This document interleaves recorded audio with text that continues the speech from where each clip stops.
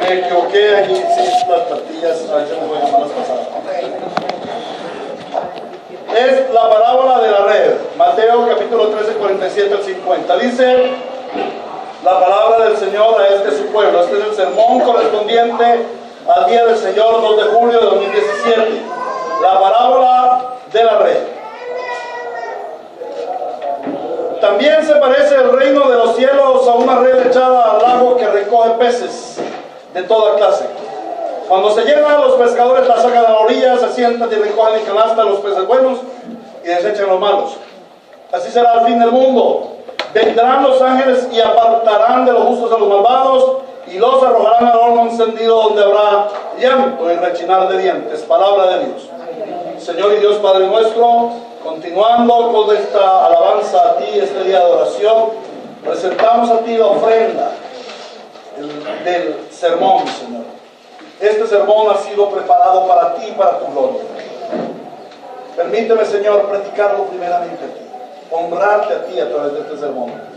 Por eso me dedico en tus manos, para que seas tú dirigiéndome, a que de mis labios sale toda palabra buena, santa, toda palabra para edificación de tu pueblo y toda palabra para salvación de los no creyentes. Dirígeme, Señor, porque solamente siervo tuyo soy y quiero ser siervo fiel. Te lo suplico en Cristo Jesús. Señor, oramos para que la palabra de Dios corra hoy y sea glorificada y edifique a tu iglesia, que cada hermano reciba hoy la palabra tuya y sea guardada como un tesoro en sus corazones. Y aquellas personas que aún no han comprendido el Evangelio, hoy por tu gracia puedan comprenderlo y recibir el don de la vida eterna. En Cristo Jesús oramos. Amén y amén. Una de las características del género humano es que Dios lo creó con la capacidad del conocimiento. Cuando Dios nos creó, nos dio el don del conocimiento. Por ello es que nosotros como hombres tenemos sed de conocimiento, necesitamos conocimiento. Por eso los padres enviamos a nuestros hijos a la escuela, al bachillerato, a la universidad. Por eso nosotros mismos queremos conocer más. Y como iglesia tenemos necesidad de conocer acerca de Dios. Para eso nos reunimos. Una parte importante de la reunión de la iglesia es el conocer a Dios. Inherentemente nosotros necesitamos saber cómo son las cosas. Hay unos programas en la televisión, bueno, había unos programas en Discovery y ahora hoy en día salen en la internet unos programas que enseñan cómo se hacen las cosas, cómo funcionan las cosas.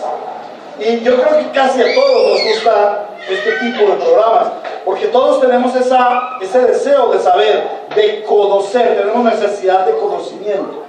Y una de las áreas en que más necesitamos conocer es el área del futuro, las cosas por venir. Siempre tenemos esa inquietud en nuestro corazón, es tanto así que por esta necesidad se han aprovechado muchos avivatos y dicen conocer el futuro. Entonces la gente se lee las cartas, se lee el tabaco. ¿Qué no leen? Hasta la tableta la leen hoy, ¿cierto? Todo el mundo sabe ya, mucha gente sabe hoy en día leer el futuro. ¿Por qué? Porque son aprovechados que saben de la necesidad que tiene el hombre y que el hombre siente una gran curiosidad por conocer el futuro. Entonces la gente acude a todo tipo de fuentes para saber lo que va a suceder. El Señor Jesús conoce la realidad de la real necesidad del conocimiento del hombre.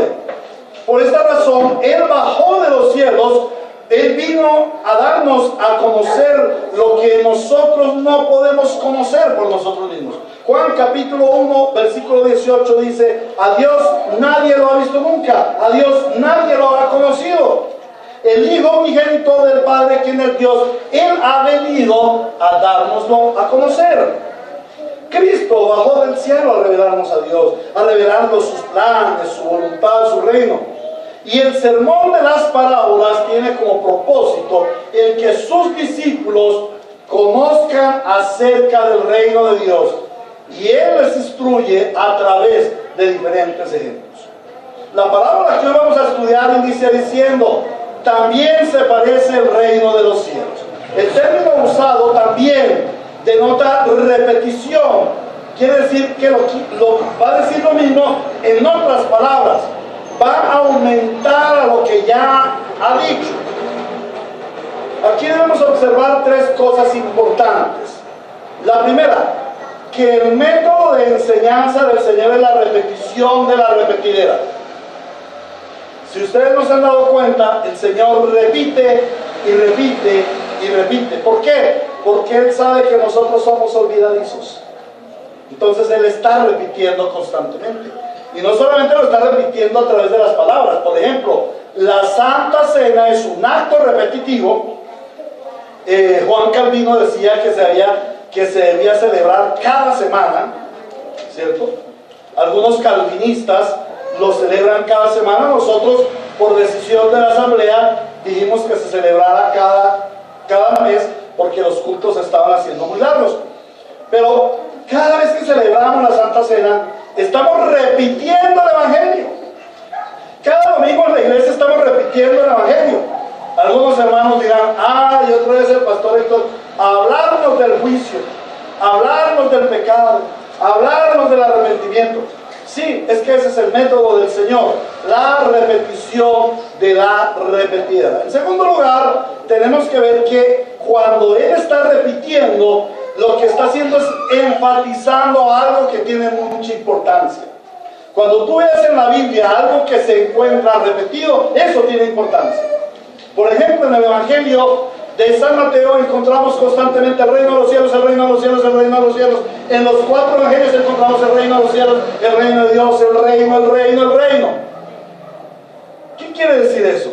Pues que lo más importante en la Biblia es Dios y su reino.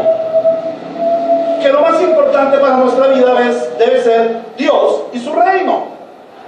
Y en tercer lugar, es que el énfasis de la enseñanza es el reino de los cielos, a lo cual hay que ponerle mucha importancia. La enseñanza de la parábola es repetida. Ya la habíamos visto en la parábola del trigo y de la cizaña. Vemos que los versos 42 en la explicación de la parábola de la cizaña, del trigo y la cizaña, y el verso 50 son idénticos. Lo voy a leer. Y los arrojarán al horno encendido, donde habrá llanto y rechinar de dientes. La primera parábola fue dicha en público y la segunda fue repetida en privado a sus discípulos, los cuales nos muestran el interés del Señor de enfatizar la enseñanza a sus discípulos, la enseñanza de la condenación eterna. Antes de meditar en el pasaje de la parábola, vamos a ver algunas semejanzas de las dos parábolas. En primer lugar, el Señor usa dos ejemplos cotidianos de las faenas de sus oyentes: la siembra y la pesca.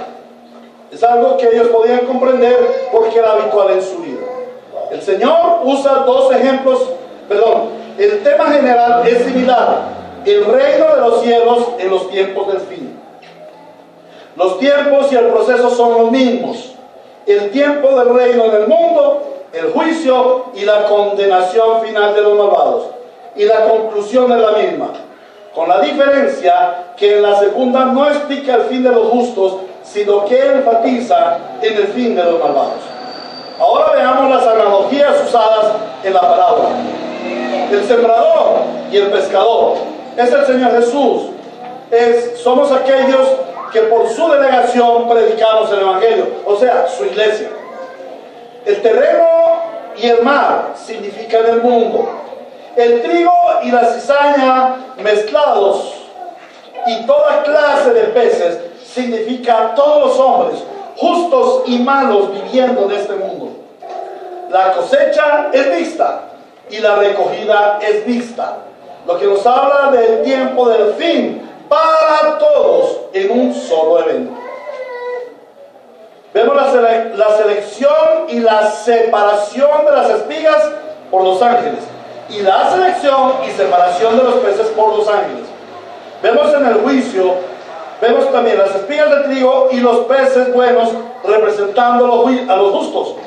Vemos la cizaña y los peces malos representando a los impíos. La recogida del trigo en el granero de Dios y la recogida de los peces buenos en cestas. Los malos son arrojados al mismo lugar en donde sufren lo mismo. Y repito, y los arrojarán al horno encendido, donde habrá llanto y rechinar de dientes. Los discípulos del Señor en aquel momento tenían muchas inquietudes acerca de lo que estaba pasando. ¿Qué tiempo estaban viviendo ellos? Tenían muchas contradicciones en su corazón. ¿Cómo puede ser que nosotros seguimos al Señor? Creemos que es el Mesías, pero los fariseos, los maestros de la ley, los que saben tanto, ellos contradicen al Señor. No lo entendemos. Pensamos que el maestro, que el Mesías va a venir en un gran caballo, con un gran ejército, con ángeles, y van a echar afuera a nuestros enemigos. Esa es nuestra esperanza. Pero este que dice ser el Mesías viene con predicación, sanando enfermos, libertando cautivos, y todo el mundo le hace contienda y él no se defiende, ni pelea, ni saca la espada. ¿Qué está sucediendo? ¿Por qué lo contradicen sus opositores? Ahora, no solamente ellos están viviendo eso, sino sus expectativas. Bueno, ¿qué va a venir? ¿En qué momento van a llegar los ejércitos que nos van a librar? ¿En qué momento el maestro va a ser rey de Israel? Entonces Pedro estará sentado a su derecha como ministro de gobierno, y Juan estará sentado a su izquierda como ministro de finanzas, y bueno, nosotros cada uno ocupará su ministerio, el Señor lo pondrá en su lugar. Esas eran sus expectativas. ¿Qué va a suceder? ¿Cuándo se sucederá esto? Entonces el Señor les enseña a través de la parábola 3 tiempos del reino, y eso es lo que contemplaremos en 3 puntos. En primer lugar veremos la pesca. La pesca se refiere a los tiempos que estaban viviendo ellos, el tiempo presente. En segundo lugar veremos el juicio, o sea, hacia dónde se proyecta el reino. Y en tercer lugar veremos el castigo. Este es el destino final de los contradictorios. Esos son los 3 temas de este sermón: la pesca, el juicio y el castigo. Miremos pues en primer lugar la pesca. Versículos 47 y 48 dice: también se parece el reino de los cielos a una red echada al mar, que recoge peces de toda clase. Cuando se llenan, los pescadores la sacan a la orilla, se sientan y recogen en canastas los peces buenos y desechan los malos. La red del símil es una red barredera. En las faenas de la pesca, el pescador sale en la tarde y extiende su red,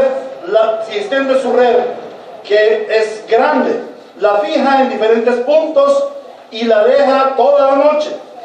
En la noche salen los peces a buscar su comida, y de madrugada, antes de amanecer, el pescador recoge la red. Los pescadores van uniendo las puntas de tal manera que todos los peces son abrazados por la red, logrando así una pesca abundante.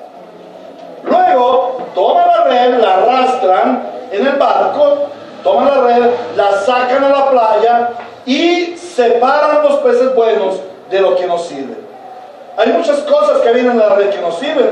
Por ejemplo, peces muertos, peces que no se venden. Imagínense sacar un pez lobo aquí en Girardot o en Barranquilla. Nadie sabe preparar un pez lobo aquí, tienen que botarlo. Peces muertos, peces que no se venden, basura, viene mucha basura. Y hoy en día, con toda esta contaminación ambiental, pues llantas, sofás, neveras, todo eso es recogido, basura. Y ellos recogen la pesca. Entonces ellos recogen la red, separan la basura, lo inservible, y toman los peces buenos. Recogen la pesca, la echan en una canasta, y luego lo inservible abren un hueco y lo queman. Ahora, observemos la analogía de la pesca y la red respecto del reino de Dios. La pesca es la faena del reino de Dios en este mundo. La red simboliza el evangelio, el mar simboliza el mundo y los peces de toda clase simbolizan a todos los hombres. Cristo es el evangelio, Él es la red. Él murió en la cruz para la salvación de los hombres. Su sacrificio llama a todos los hombres. Es como la red. El evangelio está llamando a todos los hombres a la salvación. El evangelio se está predicando a todo el mundo, a judíos, pero también a gentiles. Y en 2000 años de historia el evangelio ha alcanzado millares de millones de gentes de todo pueblo, de toda lengua, de todo linaje y de toda nación. La salvación que ofrece el Señor Jesucristo, aquella que Él ganó en la cruz del Calvario, puede alcanzar a todo el mundo. La red puede llegar a todo el mundo. Sin embargo, en cuanto a su eficacia, solo va a salvar a los escogidos. La red sí alcanza a todo el mundo, va a recoger a todo el mundo y todo el mundo será llevado a la playa. Pero ¿quiénes serán? Solamente los salvados, aquellos escogidos que han creído, que hemos creído en el Señor. El evangelio, al igual que la red, afecta a todos los hombres, a unos para salvación y a otros para condenación. Finalmente, todos seremos recogidos por la red, todos tendremos que asistir al juicio del Señor. Los seguidores del Señor Jesús estaban afanados por el establecimiento del reino. Ellos querían el reino ya, pero no contemplaban el proceso del Señor. No contemplaron que primero viene la conquista a través del evangelio. El Señor en este tiempo, en esta era, no está poseyendo el reino. Él lo está conquistando. Jesús estaba echando la red con la predicación del evangelio, con la sanidad de los enfermos, con la liberación de los endemoniados, con la enseñanza de la palabra. De allí que se levantara tan fuerte oposición. Se opuso Satanás, se opusieron los demonios, se opusieron los fariseos. Este es el contraataque de las tinieblas a la conquista del reino. Y este es el tiempo que estaban viviendo los discípulos. Y este es el tiempo que estamos viviendo nosotros. Un tiempo de conquista, un tiempo en que la red está barriendo todo el mundo. Por eso hay fuerte oposición. Como súbditos del reino de Dios, los discípulos de Cristo debemos estar apercibidos de sus tiempos. Este es el tiempo de la conquista del reino. Este es el tiempo de echar la red. Cristo y sus enviados estamos en tiempo de pesca a través de la predicación, pero no solo de la predicación, sino de la acción del evangelio. La fe sin obras es muerta. Recordemos que en Mateo 4:19 y en Marcos 1:17 el Señor dice a sus discípulos: vengan, síganme, les dice Jesús, y los haré pescadores de hombres. El reino de Dios echa la red por medio de los discípulos de Cristo. ¿Eres tú un discípulo que estás echando la red? Pronto el Señor recogerá su red. En segundo lugar, veremos el juicio. Versículo 49 dice: así será al fin del mundo. Vendrán los ángeles y apartarán de los justos a los malvados. El segundo tiempo del reino de Dios expresado en la parábola es el tiempo del fin. El tiempo en que los ángeles vienen al mundo para recoger la pesca del Señor. Dios lo creó todo para que le rinda fruto. Él viene por su fruto. La tierra dará su fruto al Señor. El mar dará su fruto al Señor. El Señor ha echado la red y ha esperado a que se llene. Esa palabra llenar, que dice cuando se llena la red, la sacan, dice, la palabra llenar significa cuando se complete, cuando se cumpla. El Señor ha determinado el número de peces. Él ha determinado el cumplimiento de los tiempos. La noche de pesca es el presente sin tomarlo. El Señor dice que este tiempo tendrá un fin. Ya se vislumbra el lucero de la mañana en su esplendor. Pronto viene el Señor rodeado de sus ángeles y ellos recogerán la red y la sacarán a la orilla. Este será el juicio. Dice el Señor que los ángeles escogen a los hombres. Recogen los buenos, En griego se usa la palabra kalos, que no habla de la bondad de los hombres, sino habla es algo que significa hermoso, valioso, virtuoso. Esto quiere decir que los ángeles reconocen cuáles son los peces del Señor, porque son hermosos, porque son valiosos. Pero ¿en qué consiste el que sean valiosos? ¿Cómo pueden los hombres ser hermosos para Dios? ¿Qué hombres podrán presentarse con estas virtudes ante el Dios que es bueno y santo eternamente? Si Romanos capítulo 3, 10 al 13, Salmo 14, 1 al 3, Salmo 53, 1 al 3 nos dice que no hay uno solo bueno, que todo hombre está corrompido. Los ángeles no podrán reconocer ninguna virtud personal de ningún hombre, porque ningún hombre la tiene. Todos estamos podridos como hombres delante del Señor. Todos somos objeto de desecho. Entonces, ¿qué es la hermosura? ¿Qué es el valor que tienen aquellos peces? Los ángeles verán la hermosura de Cristo en ellos. Los peces hermosos y valiosos para el reino serán solo aquellos que al recoger la red lleven impreso en sí mismo la imagen de Cristo. Una imagen de santidad, una imagen de amor, una imagen de verdad, una imagen de justicia. Estos peces serán guardados en las canastas celestiales y serán un valioso tesoro para Dios. ¿Por qué será un valioso tesoro para Dios? Bueno, porque Cristo los compró con su preciosa sangre. Cristo nos compró y Él ha impreso su imagen en nosotros. ¿Y qué es lo más valioso del reino? La imagen de Cristo, el ser de Cristo. Pero también la palabra dice, y desechan a los malos. La palabra desechar significa expulsar, excluir, dejar fuera. Y el término usado allí para los malos significa lo podrido, lo corrompido, lo que no tiene valor. En el juicio, los malos son expulsados porque Dios y sus ángeles ven lo podridos que están. Ven a estos seres como basura sin valor. Y es que el valor del hombre no está en sus posesiones, en sus riquezas materiales, en sus joyas o en sus títulos académicos. Todo esto delante de Dios es basura. El único valor eterno que pueda tener el ser humano es llevar la identidad de Cristo mediante su redención. De lo contrario, serán tomados como seres podridos, malolientes, y entonces serán expulsados a las tinieblas de afuera, serán echados en el lago de fuego y azufre.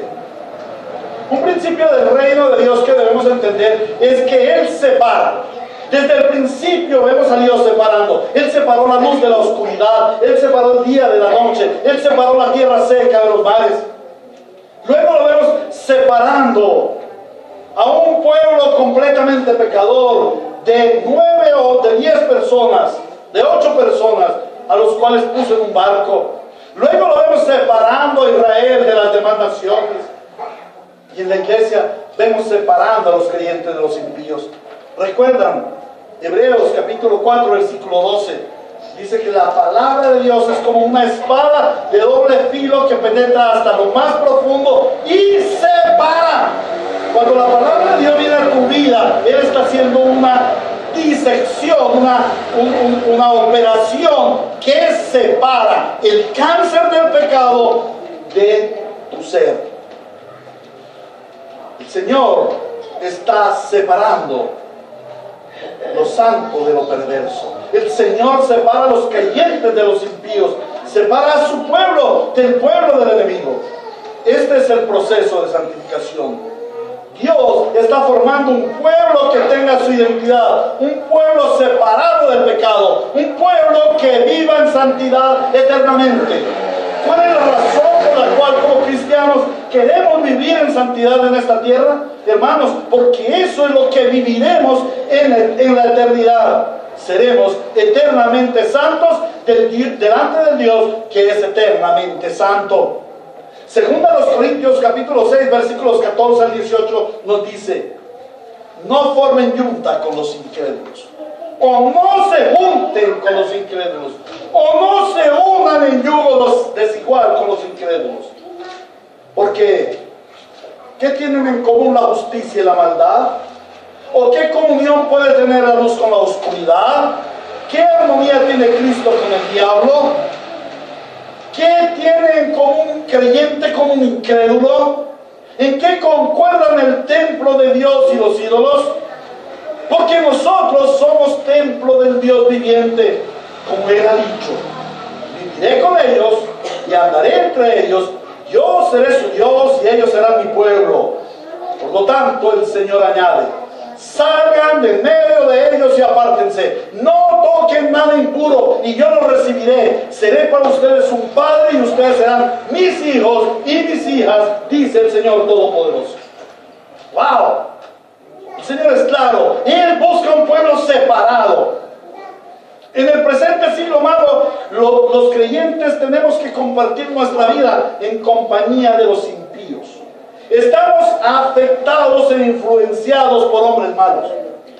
La televisión, por ejemplo, es corrupta, es hecha por hombres malos. Y cuando uno va a ver una televisión, unas noticias, un deporte, una distracción, allí el malo le mete su cosa mala para que nosotros como creyentes estemos afectados. La literatura, las artes, la política, cada ambiente de nuestra vida, cada ambiente del mundo en que nosotros vivimos está terriblemente afectado e influenciado por los hombres malos.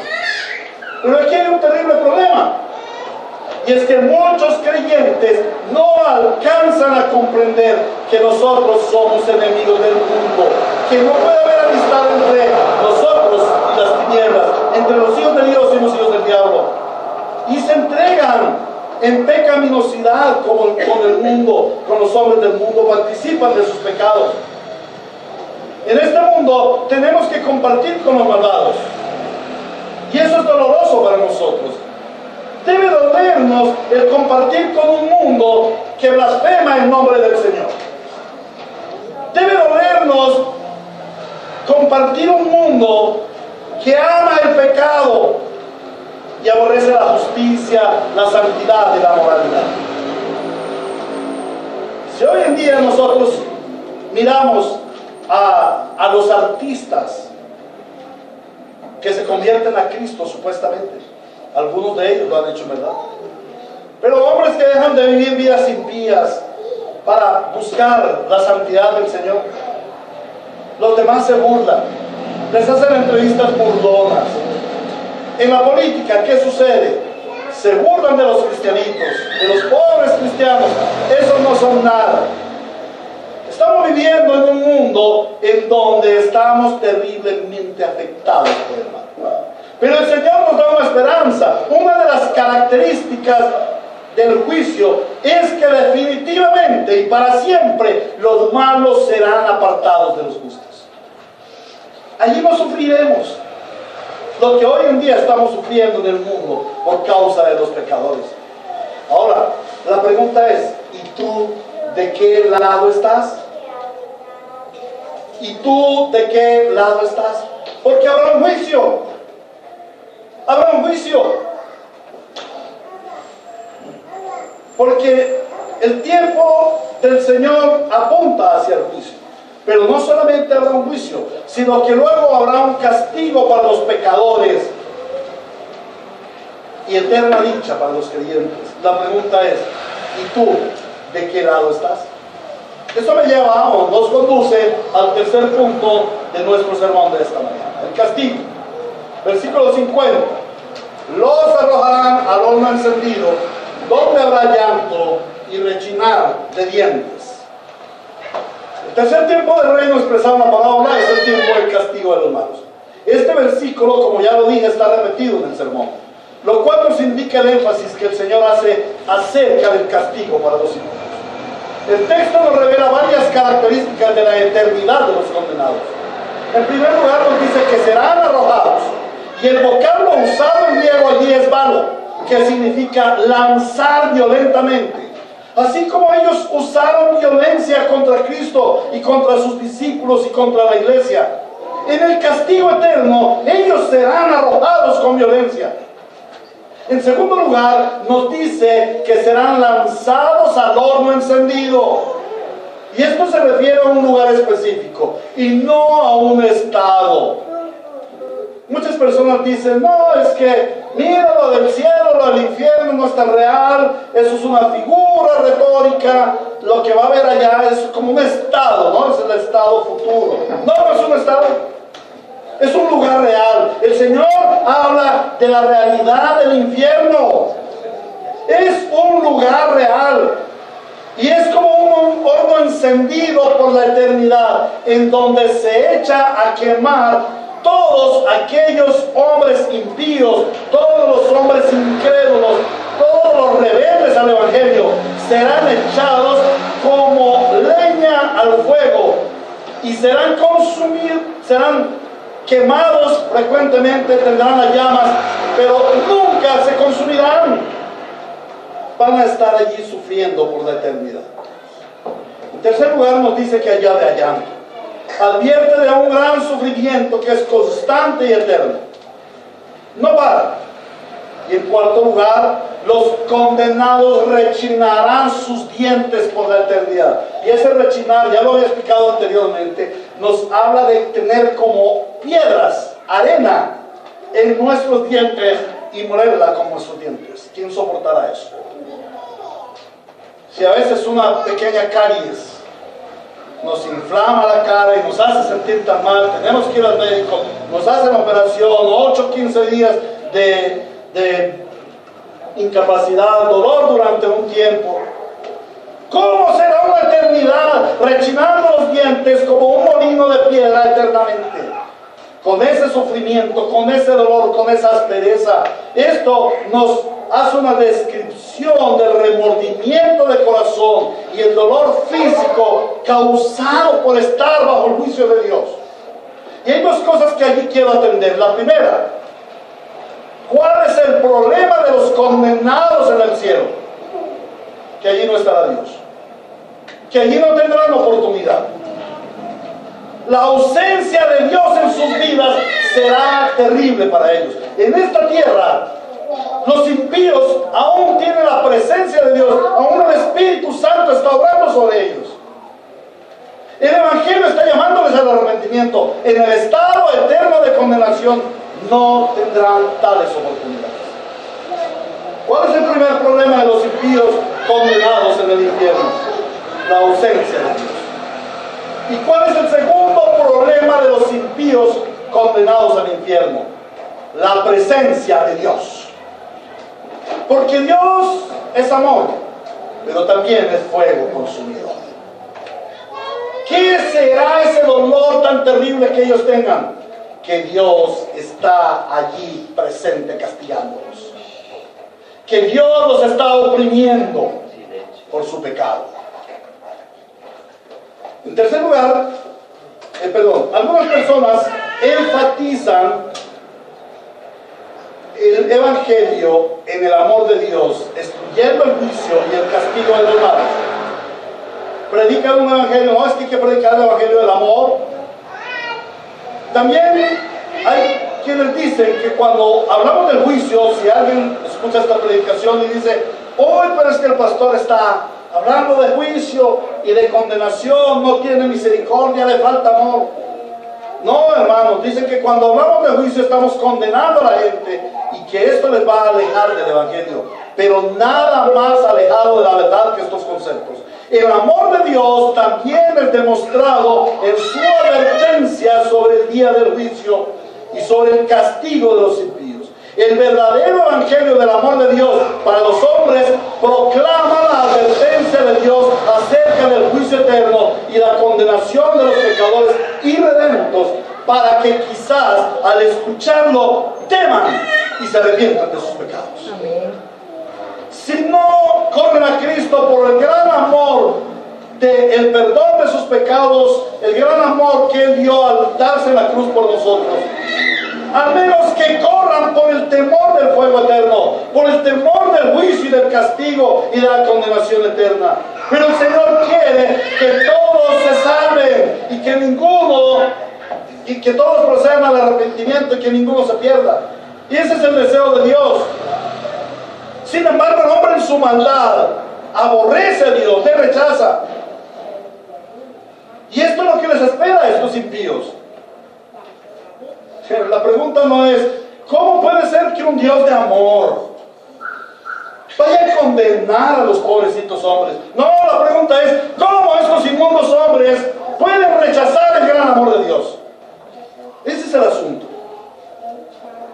Y algunos aquí han rechazado el amor de Dios.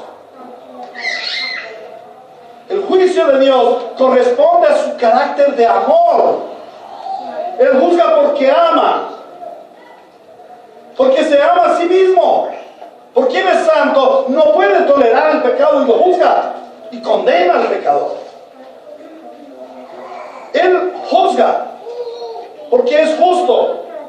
Y Él no puede permitir que la impiedad y la justicia, que la maldad y la justicia vayan de la mano. No. Él no puede permitir que la vida y la muerte vayan de la mano. El juicio de Dios corresponde a su carácter de amor. Dios juzga porque ama. Y el mensaje del juicio de Dios es un mensaje de amor. Para que los impíos se arrepientan. Para terminar, ¿a qué conclusión llegamos? Esta parábola nos ha enseñado sobre los tres tiempos y el proceso del reino de Dios. En primer lugar, nos muestra que estamos viviendo el tiempo de la conquista del reino de Dios por medio del Evangelio. Cuando este tiempo se cumpla y el número de los escogidos sea completado, entonces vendrá el Señor para hacer su juicio, del cual se tendrán dos sentencias. Una absolutoria para todos los santos creyentes por gracia redimidos, pero otra sentencia condenatoria eterna para los impíos, quienes irán al infierno a pagar una deuda que es eterna. Allí entonces será un terrible dolor y un insoportable sufrimiento.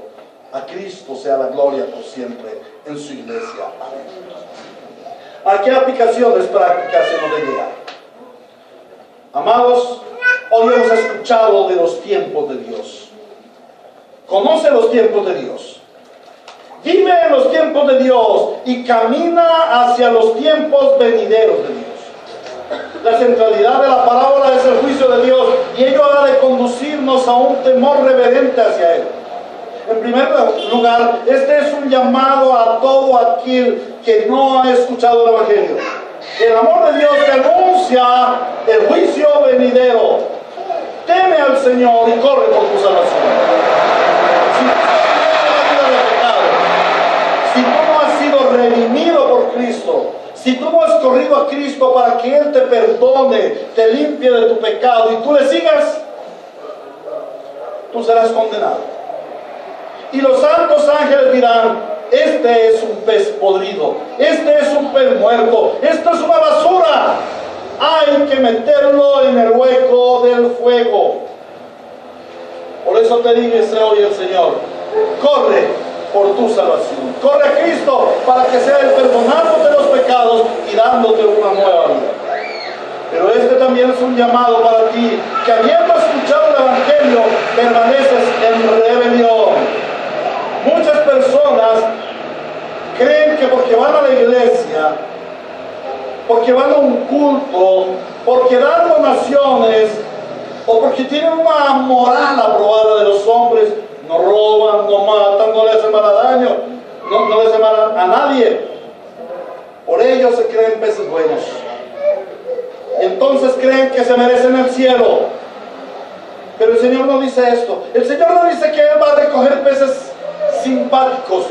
Él no va a recoger simpatizantes del Evangelio. El pez globo es muy simpático. ¿Ustedes han visto el pez globo en la televisión? Yo no lo conozco, pero el pez globo en la televisión es un pez muy bonito. Así, todo gordito, todo lindo, unos ojos muy lindos. Pero es un pez malo, es un pez venenoso. No lo pueden comer sino en Japón, donde hay unos chefs especiales, unos personajes que lo arreglan para quitarle el veneno y hacerlo potable. Sin embargo, aún con estas personas, muchos han muerto. Para algunos dicen que es un manjar suicida. No comas pez globo. Ahora, el pez globo es muy simpático, pero es malo. Así muchos supuestos cristianos que parecen ser buenos, que tienen una alta moral, pero que no han sido siervos del Señor, que no han abrazado el Evangelio, que no se han sometido al Señor. Hoy el Señor anuncia el juicio final. El Señor anuncia la separación entre lo santo y lo profano y te llama al arrepentimiento. Corre hoy a Cristo y arrepiéntate y comienza de nuevo. Hoy es tiempo de tu oportunidad del reino de Dios antes del juicio. La red ha sido echada y los ángeles van a recoger. Pero este también es un llamado para ti que eres creyente convencido y comprometido. Sabes que habrá un juicio, entonces vive para comparecer ante este juicio. Se está cumpliendo el tiempo, ya vienen los pescadores a recoger la red. Entonces debes estar alerta, que estés apercibido. Sobre todo, ama y adora a Dios, porque te ha llamado a ser un pez destinado para su gloria, para su reino glorioso. Vive en santificación. Vive una vida conforme al santificado. Como Él te santificó, vive en santidad, porque sin santidad nadie verá a Dios. Vive en una adoración plena al que te salvó. Pero también predica el Evangelio. ¿Por qué? Porque es el tiempo de la pesca. Y nadie en el mundo va a escuchar el Evangelio si no es por boca de uno que ha sido salvado por el Evangelio. Somos portadores de la red. Estamos en la pesca. Es el tiempo de conquista del reino. Ve y habla, predica el Evangelio. Vive el Evangelio para que más peces vengan a la red. Contribuye en la pesca del Señor. Hoy estamos entrando en este lugar. Que este lugar se convierta en un faro de luz que ilumina a los hombres del mundo para que vengan a Cristo. Que tu vida ilumine el Evangelio. A Dios sea la gloria en su iglesia por siempre. Amén. A Cristo sea la gloria en su iglesia por siempre. Amén. Que la iglesia bíblica Ríos de Gracia sea la iglesia que conoce los tiempos de Dios y